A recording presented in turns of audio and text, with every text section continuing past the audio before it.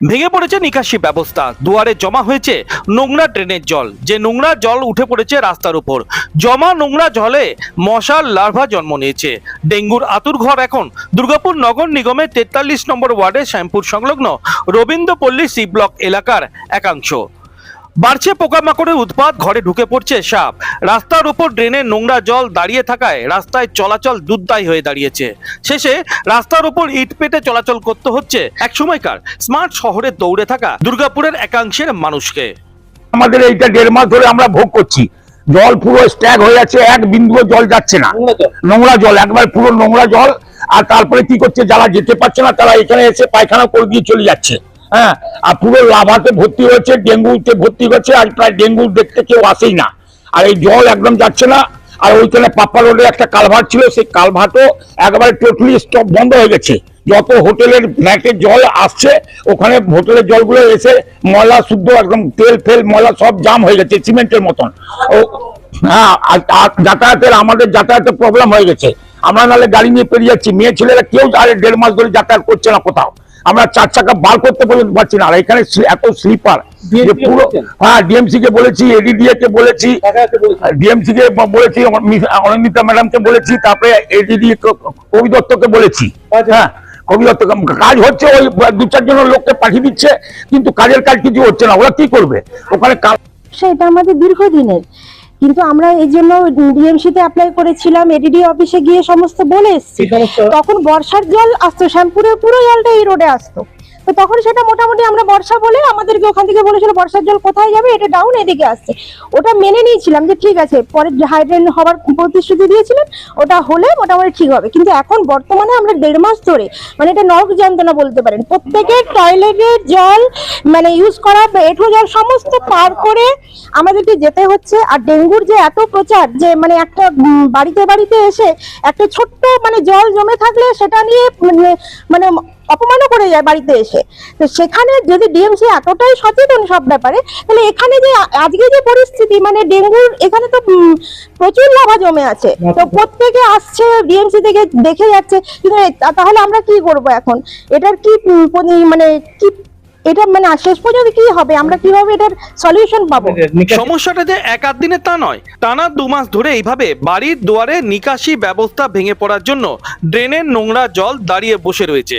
দুর্গাপুর নগর নিগম থেকে শুরু করে আসানসোল দুর্গাপুর উন্নয়ন পর্ষদ সবাইকেই জানানো হয়েছে। অভিযোগ, ইঞ্জিনিয়ারদের পাঠানো হয় বটে, কিন্তু কাজের কাজ কিছু হয় না। এক নরক যন্ত্রণা মাঝে পড়ে রয়েছে দুর্গাপুর নগর নিগমের 43 নম্বর ওয়ার্ডে শ্যামপুর সংলগ্ন রবীন্দ্রপল্লী সি ব্লক এলাকার একাংশের মানুষ। যদি নাগরিক পরিষেবা নাই মেলে, তাহলে আর ভোট দিয়ে লাভ কি? এবার বিধানসভা ভোটের আগে ভোট বয়কটের হুঁশিয়ারি দিলেন স্থানীয় বাসিন্দাদের একাংশ। সিঁড়ি অব্দি এই ড্রেনের জল পুরো ঢুকে যেত। আমার হাজবেন্ডের সকালবেলা উঠে প্রথম কাজ ছিল জল বার করা, ওই পরিষ্কার করা ড্রেনের জল আর চান করা, প্রথম কাজ। মশার উৎপাত বেড়েছে, তারপরে সাপ, আর তো কদিন পর তো সাপ দেখা যাবে। সেই সাপ ওই জলের তোরে একদম ভেতরে ঢুকে, একদম আমাদের ওই সিঁড়ি অব্দি ঢুকে গেছিল একদিন সাপ। চিন্তা করুন, এভাবে কি মানুষ, সুস্থ মানুষ বাঁচতে পারে? এই পক্ষে আমাদের এভাবে বাঁচা সম্ভব হচ্ছে না। আপনারা প্লিজ ব্যবস্থা, নেতারা আসলে বলবো যে আমাদের ব্যবস্থা কিছু না হয় আমরা ভোটই দেবো না, কাউকেই দেবো না। তাহলে ভোট দিয়ে যদি আমরা আমাদের জীবনটাই যদি সুস্থভাবে না বাঁচতে পারি, তাহলে ভোট দিয়ে আমাদের কি হবে? আমরা কাউকেই দেবো না ভোট। আমাদের আগে এটা নিয়ে চাই, একটা মিউনিসিপ্যালিটির মধ্যে আমরা বাস করি, সেখানে যদি আমরা সুস্থ জীবনযাপন করতে না পারি, আর সকালবেলা উঠে কোনো কিছু না দেখে আগে উঁকি মেরে দেখি ওখানে জল জমেছে কিনা, এখানে জল জমেছে কিনা, তাহলে কি করে চলবে আমাদের বলুন? কি নাম আপনার? লিঙ্কু হলো বলেছে আপনারা তো সস্তায় জমি কিনেছেন।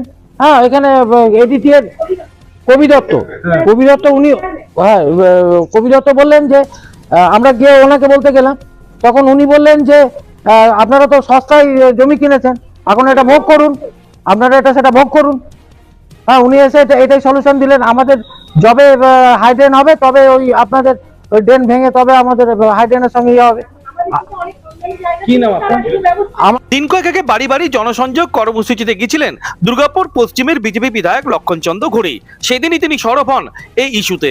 নিজের ফেসবুক প্রোফাইল থেকে লাইভ করে তিনি দেখান সাধারণ মানুষের দুর্দশার ছবি। মেয়র শুনতে পাচ্ছেন?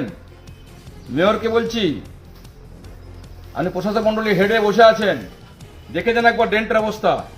এখানে অত্যন্ত শিক্ষিত মানুষরা, মাস্টারমশাইরা বাস করেন। একটা সুন্দর এলাকা, সুন্দর পরিবেশ, কিন্তু আপনার ড্রেন পরিষ্কার না হওয়ার জন্য এই পরিবেশ নষ্ট হয়ে গেছে।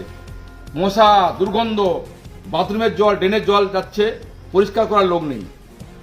এই জন্য মুখ্যমন্ত্রী বলেছিলেন সব অপদার্থ বসে আছে, কিন্তু আমরা তো লজ্জা হয় না। আপনার কর্পোরেশন, আপনার মেয়র, এডিডিএ কোথায়? ভোট এসছে এখন, প্রতি বছর এটা হচ্ছে, এক বছর নয়। সমস্যার সমাধানে আশ্বাস দিয়েছেন দুর্গাপুর নগর নিগমের vice chairman Dharmendra Yadav. BJP বিধায়ককে পাল্টা কটাক্ষ করেন দুর্গাপুর নগর নিগমের ভাইস চেয়ারম্যান ধর্মেন্দ্র যাদব। দেখুন, ডেভেলপমেন্ট একটা কন্টিনিউয়াস প্রসেস। একটা রাস্তা নতুন হবে, আবার কোনো সমস্যা হবে, ভাঙা হবে, একটা কোথাও লগিংয়ের সমস্যা হবে। ওখানকার যে বাস্তব চিত্রটা যে দেখাচ্ছেন ওটা নেই, বাস্তব চিত্রটা যে ওখানে একটা পুকুর ছিল, ওই পুকুরে জলটা চলে যেত। এখন যে ওনার পুকুরের উনি বলছেন যে জল যেতে দেবো না।